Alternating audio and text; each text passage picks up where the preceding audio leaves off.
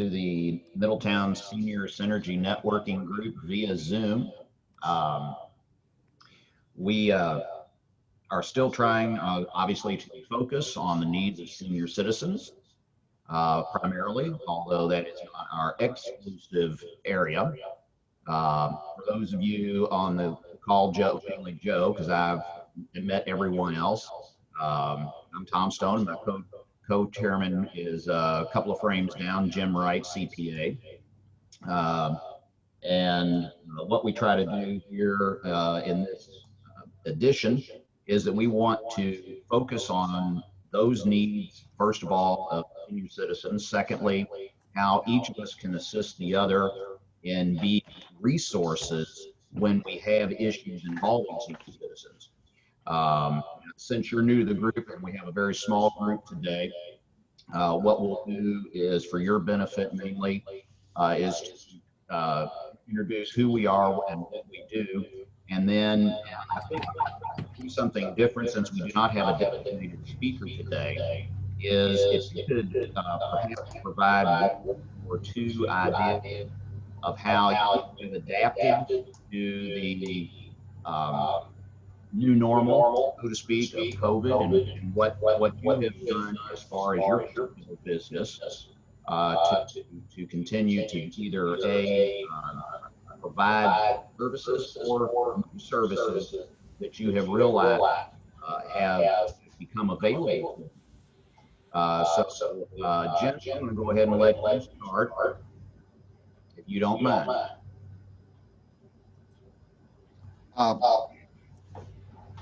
Tom, you have an echo. Yeah, I'm here too. Laura, do you control over from your end? No, for me, it just kind of sounds like you're going in and out a little bit. Your audio. Okay. Jim, speak and see if you're causing a reverb. I'm probably the reason for it. Is that echoing? Yes, you are. Yeah, I can hear it here too. Are you on one device or two devices? One. Okay. But I've got this other screen up here that I don't know what it's for. Okay. Are we looking at your screen, Laura?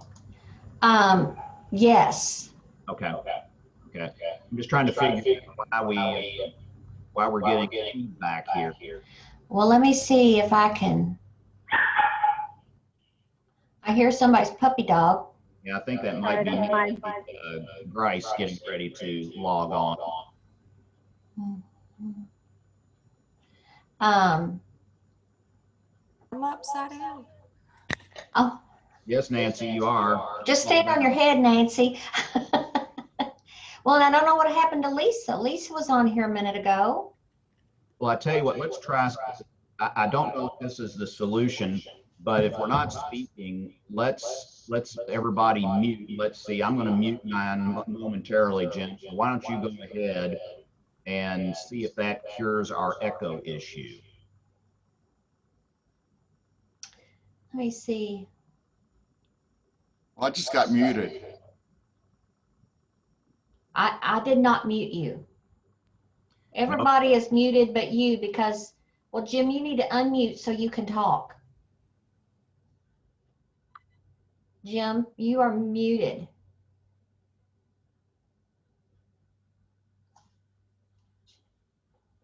Jim, you're muted. Yeah, there you go. Okay. Who's got the screen up here? Well, anyway, what are we doing? The introductions? Okay. I'm Jim Wright. I'm a CPA, and I prepare tax returns for individuals and trusts and estates and companies. And also a financial planner, and work with a lot of elderly people. I've been doing this long enough that most of my client base now is elderly or kids and grandkids. So welcome everybody to the group. And I think pretty much everybody knows what everybody here does. The only new person is Joseph, and I met with Wanda and Tom. So I would pass it to Joseph. All right, Joe, if you're ready, or would you rather come up a little bit after everybody else has talked a little bit? I can go now. All right, have at it. All right. I'm Joe Soik. I'm like Wanda. I'm with New York Life. Started a couple months ago here in Louisville.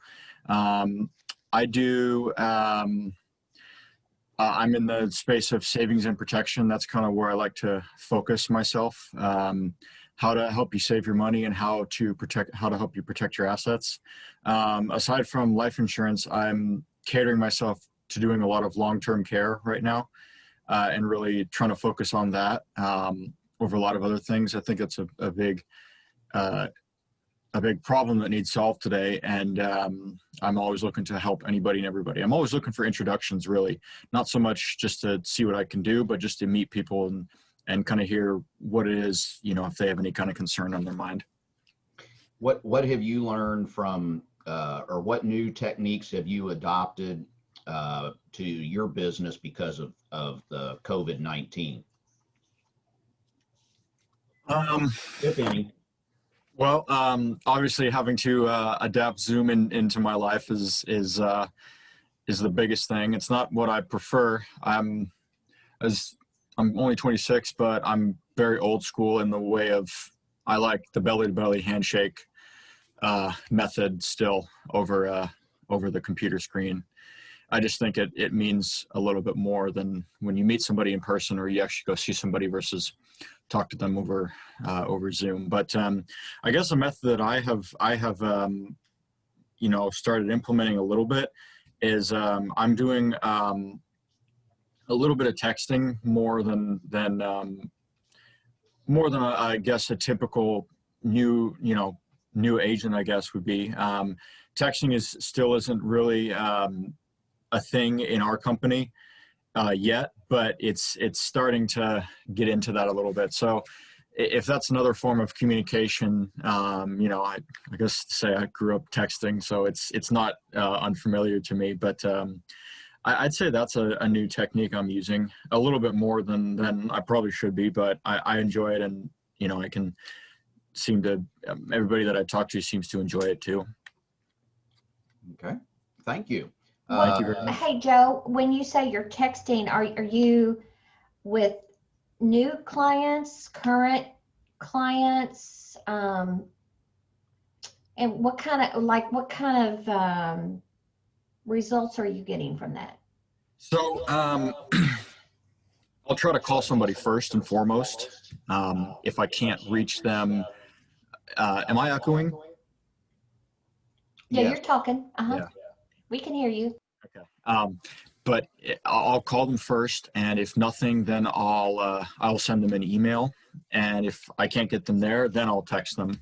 That's usually how I like the order of things, how I like to do. And I'm finding a bigger response to me texting versus sometimes in some situations than calling or emailing. They just are more comfortable with that. And they ask me, what I would do. And I tell them, well, this is what I do. If you would like to, sit down with me and actually discuss ways I can help you financially, then we'll have to make this a phone call or I have to see you in person. I can't text you information like that.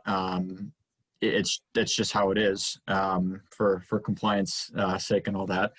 But I'm finding a lot of successful results in communicating with people. It's just, and that goes without saying, a lot of people I'm talking to or texting, so to speak, are people that I went to high school with or people that are within my age range who also grew up texting as a primary way of communicating instead of calling on the phone or emailing or even going to see somebody.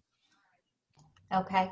So on your older clients, do you find you're getting better response for them through phone calls or emails, or are you getting responses from them with texts also? See, I think you've got to do different things for different age groups. That's exactly it. Yeah, you have to.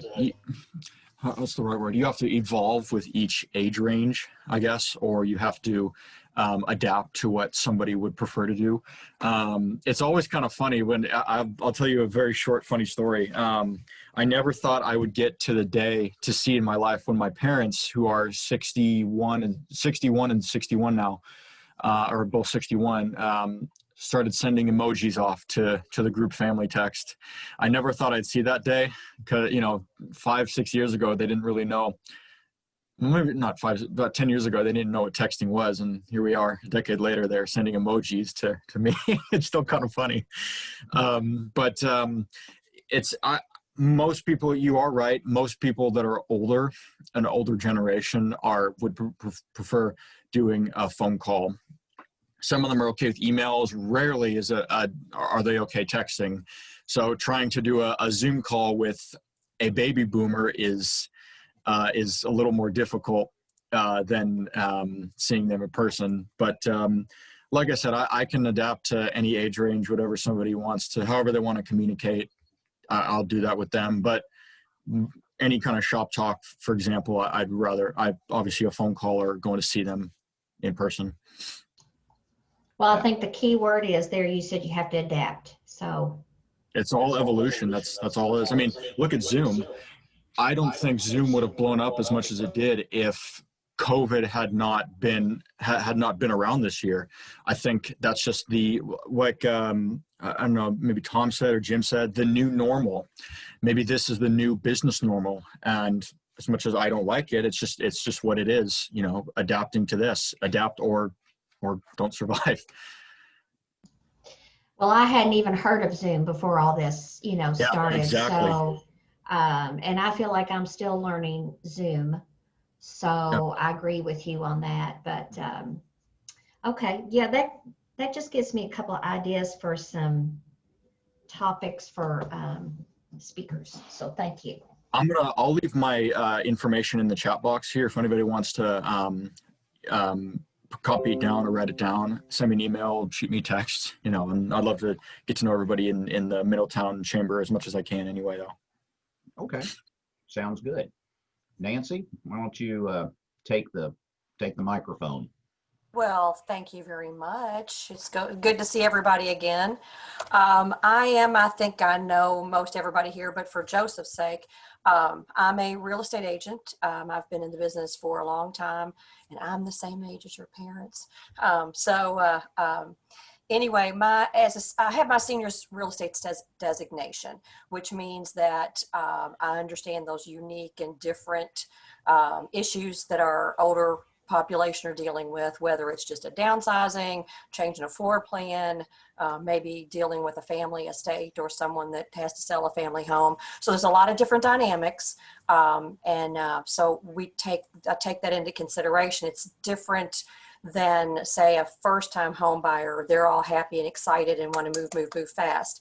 And when you're dealing with the older population, many times they say, whoa, let's slow down. I've got a lot of things to juggle here. There's the emotional aspects. They've got a house 50 years full of stuff. There's just a whole lot else, and a lot of times medical issues. Just a lot of life changes. So it's a whole different dynamic, and so we take that into consideration and adapt and adjust our protocol, our game plan for each client with plan A, plan B, plan C. So that's the different distinction between a realtor that is not an SRES, Seniors Real Estate Specialist. So that's why in this demographic, it's good to have somebody that can get into the mindset and know how to adapt and deal with the transitions of an older client. You weren't supposed to finish that fast. Oh, I'm sorry. And I know your field. Read my script off of my pre-adapted script. But so for if you want me to keep talking, so for what we're going through now, our 2020 issues, real estate market is still very strong. We have more buyers than we do sellers right now. A a lot of that was because we had low inventory to begin with. And then when the pandemic hit, we had, real estate was still considered a necessary service. So we were not shut down, but we did have to modify and adapt and do some particular things before we could have open houses or do showings. We kind of were shut down for a couple of weeks until we knew. But so we have adapted. Everything is, PPE. We can't have open houses now, but there are strict restrictions on, how that's handled.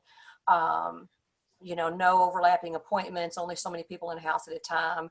Must wear PPE. We have sanitizing stations throughout the house. So we're adapting to that. The biggest drawback that we saw in this spring and summer market because of the pandemic was that usually is when we have a lot more activity. And we had all the buyers wanted to get out and go see houses. They didn't mind going into somebody's house to view it.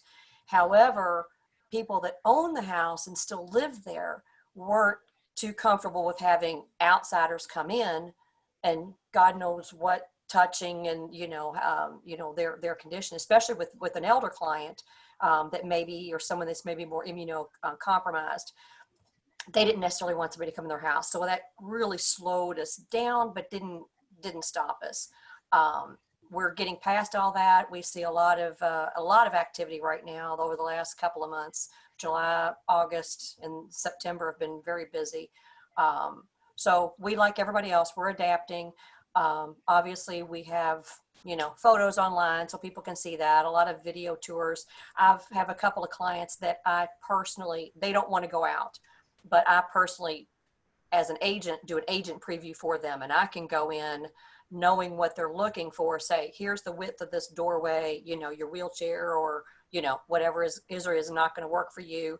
And I can do a video tour and, send that to them so they're not there, but it's still better than looking at the photos online. Because we're real good about showing all the good stuff about a house, but a lot of times you have somebody that needs something in particular and you can't see that on the photograph. Like the size of the bathroom, can I move a wall? Can I do this or that? So again, it's adaptation. And then with Joe, you were talking about the modes of communication. And with the clients that I deal with, many of them, I'm surprised, because that's always been one of our questions, what's your preferred mode of connection, first, second, third. And, some of my clients don't have a computer or they have one, but they don't get on it. So if you send them an email, it's, they'll never find it unless you call them and say, I sent you one. Some people are on it all the time. A lot of my clients have kids that live out of state, so they're very familiar with doing the FaceTime or, Zoom or something, because that's how they've been keeping in contact with their, their loved ones that they don't see here. Many of them will text if they're active and they have a smartphone, but the ones that just have a phone that is, that emergency they put in their pocket when they're leaving the house, that's different. So the good old fashioned phone call works. Obviously face-to-face is limited. But we adapt with all that. So I don't find that a lot different to me with the pandemic than what I was already dealing with different people have different types of, mode of communication. But it's just all a matter of asking that question and finding out what it is that your client needs that's going to work best for them. Okay. All right. Thank you. You're welcome. Ann?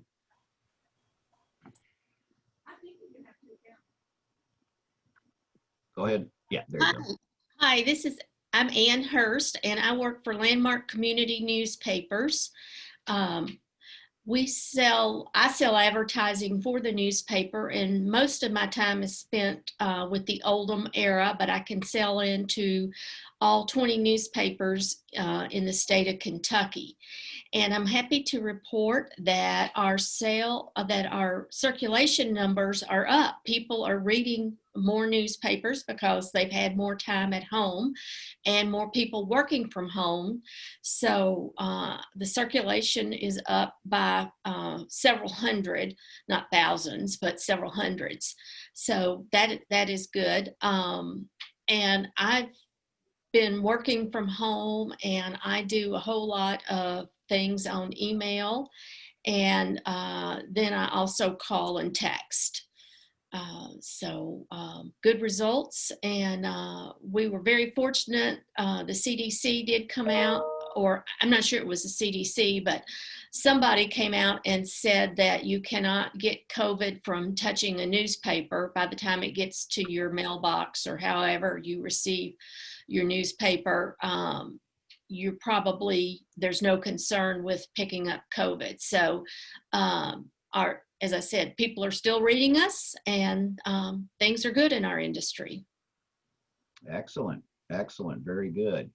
Wanda? Hi, everyone. Good to see you again. So I'm Wanda. Can you hear me? Yes, go ahead. Wanda Bossard with New York Life. Actually, I just established an LLC called Finish Line Financial in partnership with New York Life. So New York Life is my broker-dealer. And so I primarily focus on the pre-retiree and retiree market. Of course, I can help anybody at any age with life insurance protection. This group in particular, we're doing a lot of long-term care insurance and financial planning, helping people. One thing that has, kind of opened the eyes of some people who are in the sweet spot or the critical red zone, we call it, 5 years before or after the time that they plan to retire. They're, if they didn't plan for an unknown situation like this, like where we find ourselves, this is a 100-year unusual circumstance, once in a lifetime circumstance, this virus, which of course has had financial impacts, just has impacted our lives in every single way. And if you haven't planned for it, for that kind of a risk, it's really affected some people who have to reevaluate and completely change their strategy. So that's one thing that I specialize in, and one reason why I'm in this group. Wanda Bossert with New York Life. Okay, thank you. Karen, welcome. Since you joined a little bit after we started, we are introducing ourselves to some of the newer faces in the group and describing what we do, and also something that COVID has caused you to change in the way that you do business. All right, thank you. First of all, I'm sorry that I was late and I was in another meeting, and then I had computer problems. So Quite all right. But anyway, thank you for having me. Good to see everybody again. I miss you all. My name is Karen Fallon. I am the Development Director at Harbor House of Louisville. Harbor House is a day program and training facility for adults with disabilities. And COVID has really affected us in the way we serve our people. We were closed for 5 months. So that was a tough hit on us. During those 5 months, we did try to utilize that time and keep our employees on payroll and working. We ended up having to furlough, 28. So cutting their hours a little bit later because we tried to hang out, and about 3 or 4 months in, we was like, what do we got to do? But during that time we tried to cross-train our staff, do a lot of training so that when things got back to whatever our new normal was, we'd already gotten all of the things that sometimes when you work in nonprofits and you're out working with the clients, we don't have time to do those things. So we have people using that time for education purposes.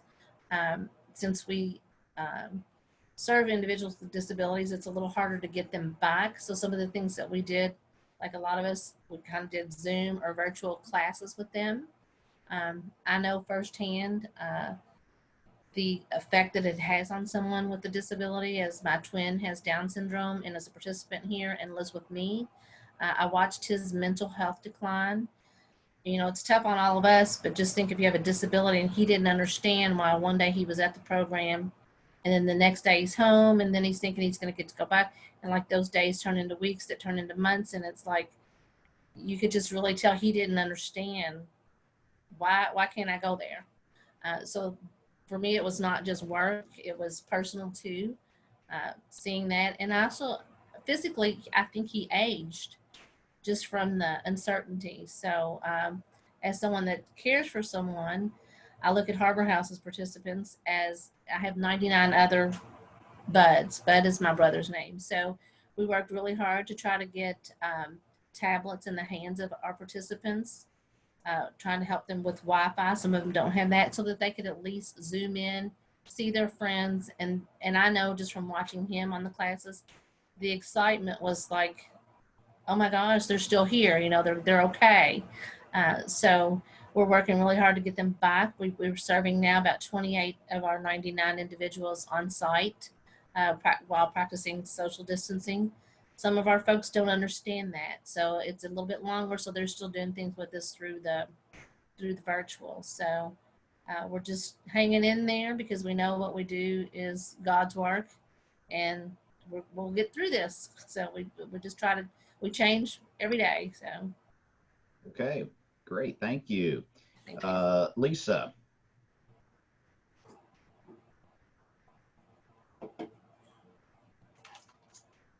Hello, I'm Lisa Crusoe with, hold on, I'm trying to manage this, with Kemper Health. You're there. Can you all hear me okay? Yes. Okay, perfect. So I'm Lisa Crusoe with Kemper Health, and I've been, like most everybody, I've just kind of meeting the needs where, you know, what each person's comfort level is with their communication. Some folks has been texting, some has been emailing, some has been Zoom or Teams. Kemper prefers us to use Teams over Zoom because of some of the security issues that Zoom has had. But it's the same concept. And I find that some folks, they'll text with me first, and then they'll go to that phone call, you know, but there's still, I'm still meeting a lot of folks, you know, social distancing in their homes, you know, but it's after a few conversations where, you know, they've developed a comfort level with me. Most of those, though, have also been referrals, and they've needed help. Like I met with a couple this past week, and they're 65. They just turned 65. They're business owners, successful business owners, and they were trying to figure out what this IRMAA was. Like, who's IRMAA? You know, he's like, who's IRMAA? I'm like, well, IRMAA is your income related adjustment because you made a certain amount of money over the last few years on your tax return. So IRS and Medicare says you get to pay a little bit more for your Part B premium. And so it's helping them figure out what their needs were, you know, as far as, is it better for them to go ahead and go on Medicare with a supplement or stay with the group, you know, employer plan? And in their situation, it was better for them to stay where they're at. So I'm still, you know, I'm finding myself seeing a lot of different range of people as far as their needs are concerned as a result. I don't know if it's a result of the pandemic or if it's just, you know, people are just, you know, understanding or getting to know my knowledge level and are giving me the referrals.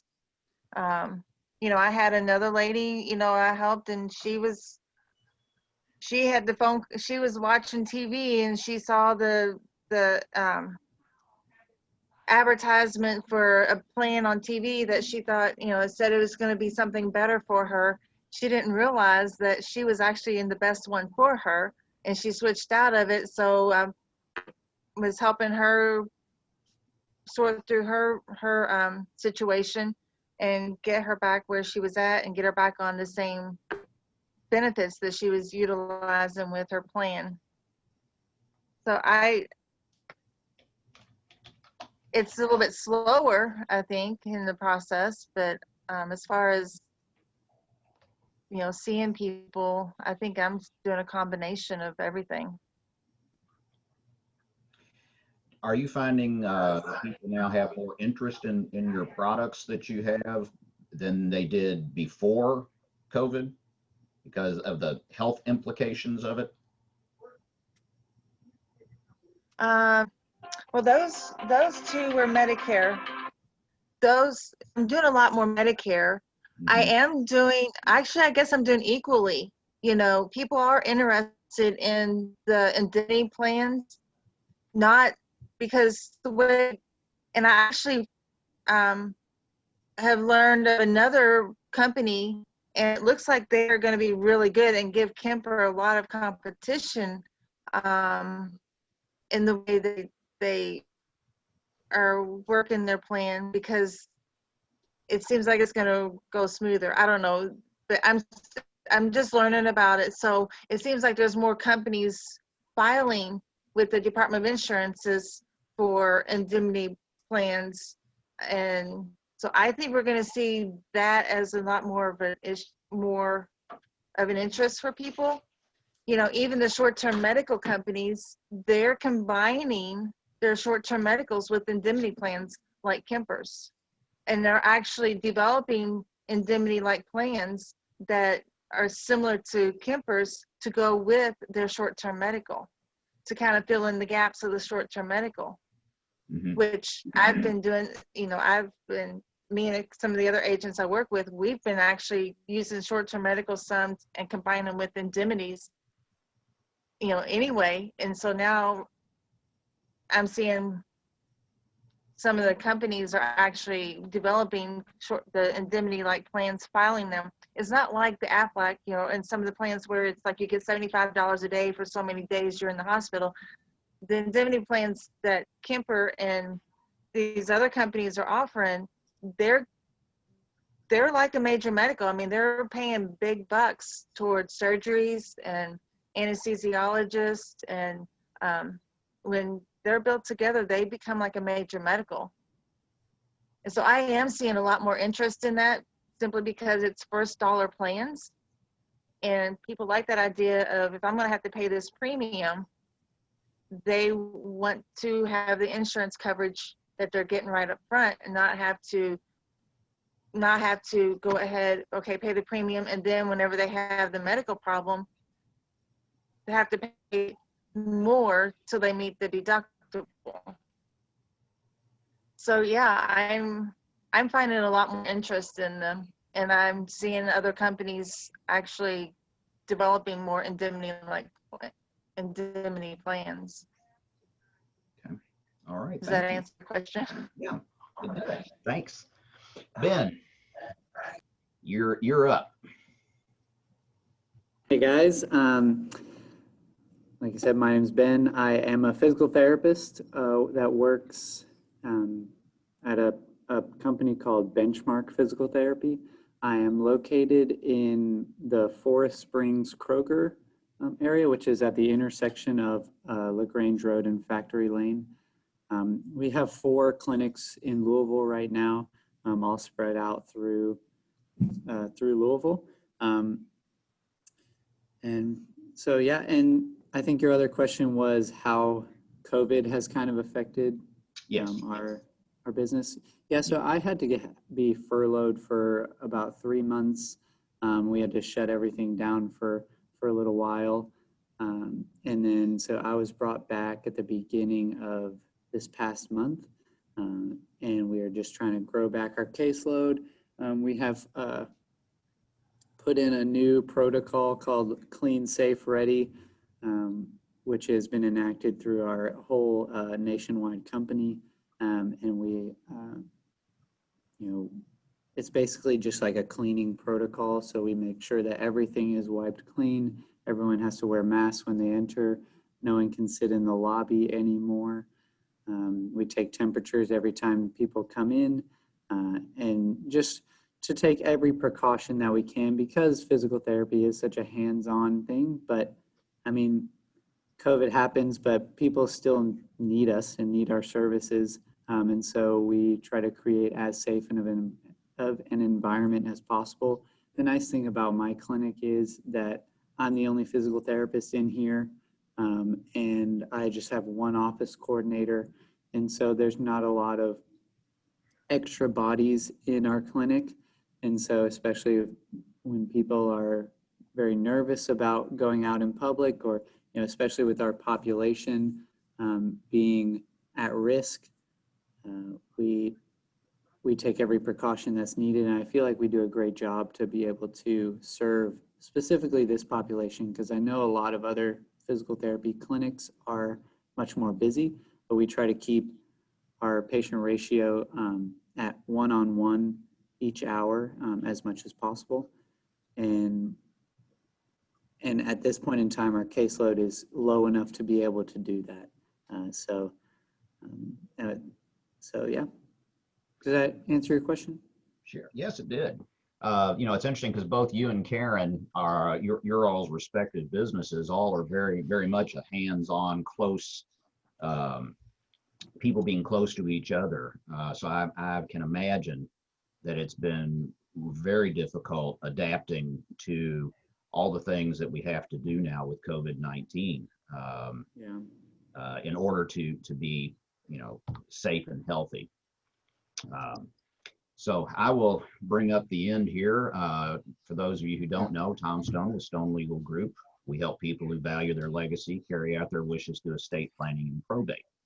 Much like Joe mentioned when he was talking, a lot of our business pre-COVID was about being in fairly close quarters, very personal, because people don't want to be talking in a room with a bunch of other ears and hear about their private business. But unless you have a very large conference room, 6 feet is a difficult distance to maintain for safety's sake. So one of the things that we have instituted, and even though I knew about Zoom and had participated in some depositions by Zoom, we, as a general rule, did not utilize that because of the more in-person approach. But as the time continued to go from, let's see, what was it, March the 13th, I think was the last day we were able to have any in-person contact.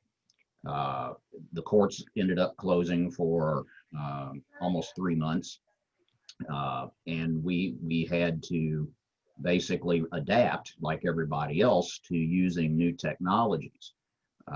And much to my surprise, at first, there was great interest in the Zoom technology and doing virtual office conferences. But long about June and into July, it receded to the point that I very rarely now get a request for a Zoom appointment, which is very surprising to me.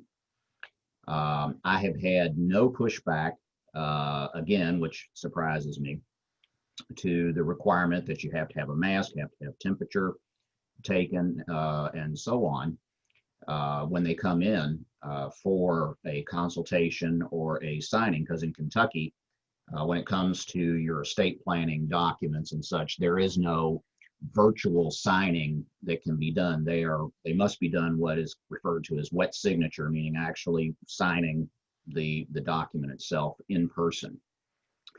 So of course we in doing that, Kentucky requires 2 witnesses for a will to be valid. So now we've not only got the person whose documents we're drawing up, we have 2 witnesses and a notary. So we've got 4 people in the room. And as I said, that 6 feet gets to be a real tight problem to deal with to make sure that everybody is in their comfort zone.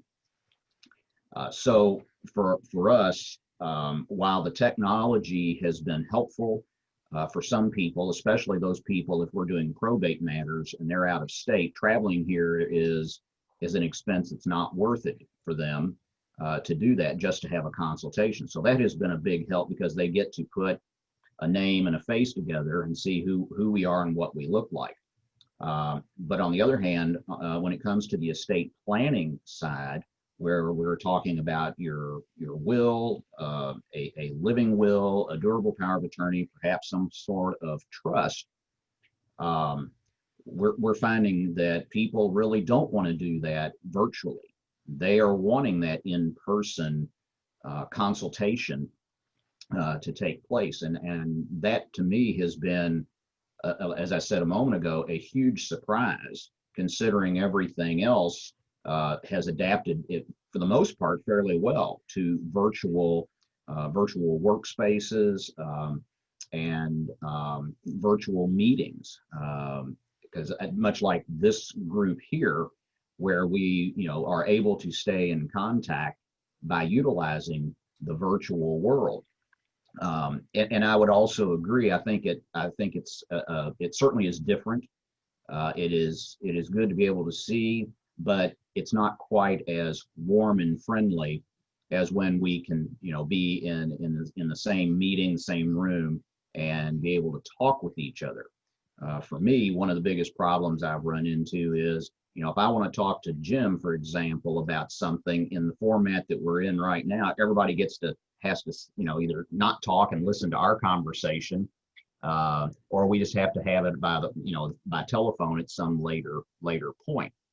And that's one of the differences that we can do in person is he and I can step to the side and we can have our conversation, and then everybody else can go on. But as far as the estate planning world, it certainly has continued to have about the same level of interest despite COVID, because people understand that those sorts of things are not going to stop. Unfortunately, we get older, we get to a point where we need someone to step in with a durable power of attorney and take care of our business or take care of our health issues because we're no longer capable of being able to do that. So, knock on wood, we were designated as an essential when COVID started, and that helped us to not have to shut down for an extended period of time, as some of the others here today have mentioned. But other than that, we still see, court, that's the other thing. The courts were shut down essentially from March the 16th to about June 15th. And it has created right now, if someone came into me today and said, I have all my paperwork ready, let's go and start a probate. I will tell you, frankly, if I can get you in 2 months to court, I'm doing very, very good, because you're looking somewhere between a 2 to 2.5 month wait just to get a court date to open a probate. And I don't know how they're going to cure that problem, but that has created and does create a great deal of difficulties, especially if you have real estate that needs immediate attention, or you have other issues that need to have that personal representative appointed in order to deal with the issue. But if we can't get to court before 8 to 10 weeks out, then those problems cannot be resolved. And that's something the courts are going to need to address, in my opinion, and much sooner rather than later. But so far, we're not hearing anything, at least in the Jefferson County area, that there's any interest to do that. However, the courts out in the state are not nearly as backed up as they are here. So, Laura, we haven't heard from you this morning about what's going on at the chamber. So it's your turn. You're still muted.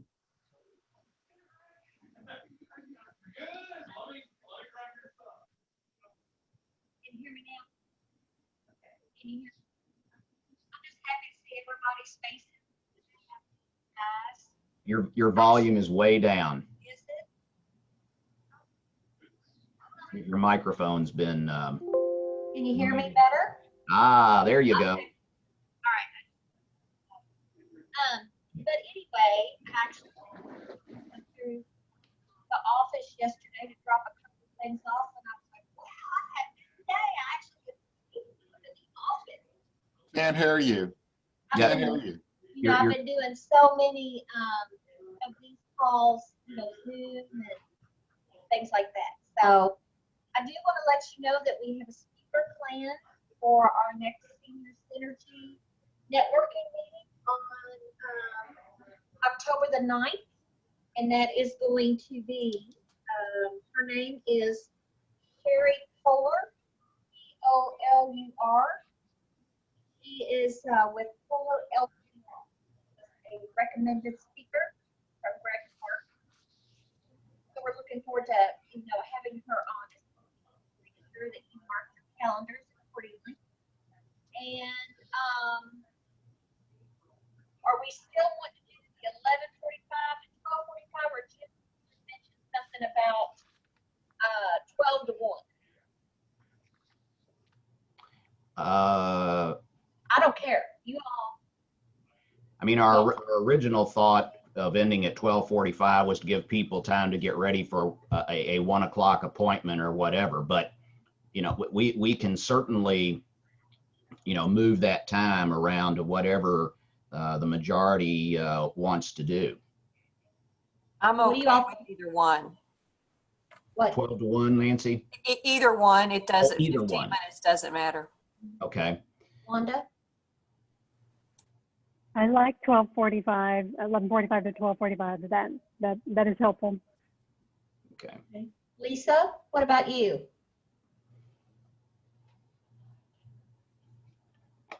You're muted, Lisa.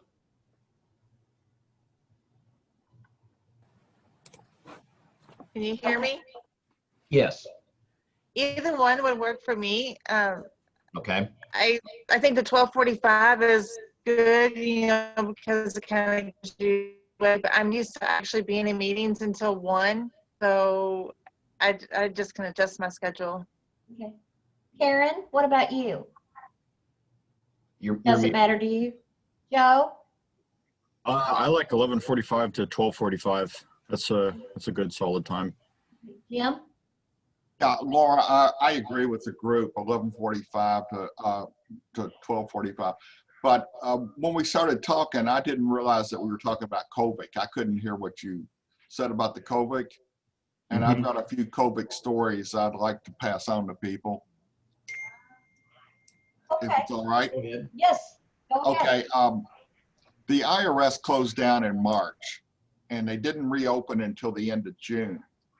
And we had several people that mailed in checks in February and March. And then by April, end of April, they were getting letters saying they hadn't received their payments yet, but yet the checks hadn't cleared. And I spent a lot of time trying to track it down, and come to find out they were sitting in a room in the IRS and nobody was there to process them. Oh. Some of the IRS agents were working from home, but they were not allowed to take any information with them, and they were not allowed to remotely log into the computers. So it was I guess, I don't know what they were doing, but, and then we came along with July, we actually got checks that were returned and said, we've had these checks for more than 90 days. Will you please issue a new check? So, so far we haven't been hit with penalties on anybody, and but we're just waiting for that. But the IRS was shut down for about better than 4 months completely, and now they're just now getting back in, but they're still working remotely. So if you haven't gotten your refund or your stimulus check, just be patient and don't give up on it. It will be there sometime, and if you can't get it, then call and bug them about it. They'll find it. A lot of times we've had to resubmit stuff 2 or 3 times just because it gets dropped somewhere or lost. And, you know, you can pack stuff in, you can email it in, but, no, you can't email it in, but you can fax it in or mail it in. And if you mail it in, then it sits somewhere until they decide to get to it, or if you email it, fax it in, then it sits on the computer until they print it out. So you can't win right now with the IRS. The best thing I can tell you is to file electronically and pay electronically, if at all possible, and trust the banking system more than you do the IRS. or the U.S. mails? Are the U.S. mail, which is trying to go private right now. So once they figure that out, I don't know if anybody's going to vote absentee ballot this time. I encourage you to do it quickly. I'm thinking about taking my absentee ballot to the courthouse and dropping it in a box there, but I don't know. So that's pretty much what I wanted to say, was not to worry. The IRS has been non-functional, and if you're looking for a refund, don't give up on it and don't let it go. You're entitled to your money, and sooner or later, somebody will get around to working on it. Great. Okay, anybody else?